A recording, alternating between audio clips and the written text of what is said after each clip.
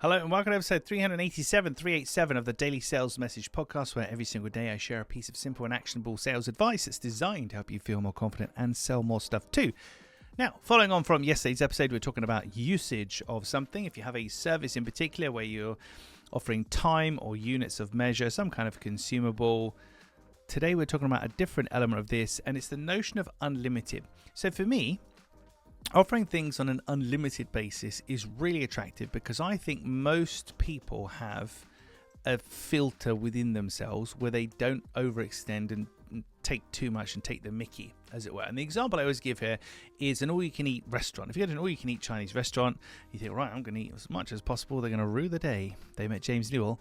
By the time you get in there and you've had like 4 plates, 5 plates of food, you're probably going to be very full, feeling sick, not sure about what else to do. And they kind of know that. There's a natural limit. So even though you could go up and eat as much as you like and keep on going, and that's what you're buying, is that amazing abundance and freedom. That's such an attractive thing. There's a natural limit to these things, except for some people. And that's what we're talking about today. So with some people, when you offer them something unlimited, they will absolutely take the mickey and abuse the system as much as possible. And that's why we do need a fair usage policy, a simple rule on how much people can use. This is where unlimited does actually become limited, because you do have to define the fair usage, but it's quite abundant. So in the Chinese restaurant, for example, we might say it's unlimited, or you can eat to a maximum of 2 hours, for example.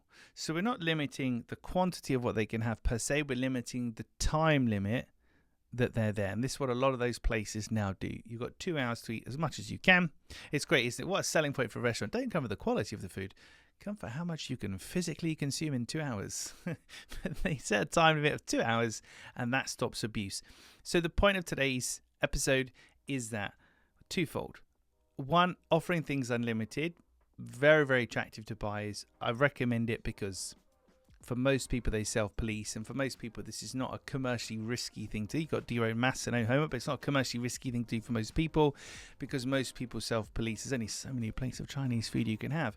However, for the few outliers who will seek to take advantage and abuse the system, you do need some kind of a fair use policy, and a timing element is often the best one. So if you're selling quantity, then a timing element is the limitation. If you're selling time, then a quantity element might be the limitation. Essentially, what you're not doing is limiting the thing they're paying for. So if I'm paying for all I can eat, you can't then limit what I can eat, if that makes sense. Or you can eat up to 10 plates, because it's kind of oxymoronic. But all you can eat in 2 hours, well, it is still all I can eat, but there's a limitation, but it's not so obvious. Hopefully that makes sense.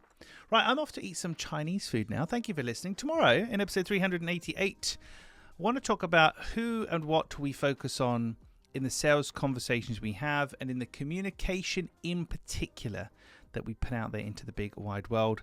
I'll see you tomorrow for episode 388 for that. Thank you for listening or watching all the way to the end.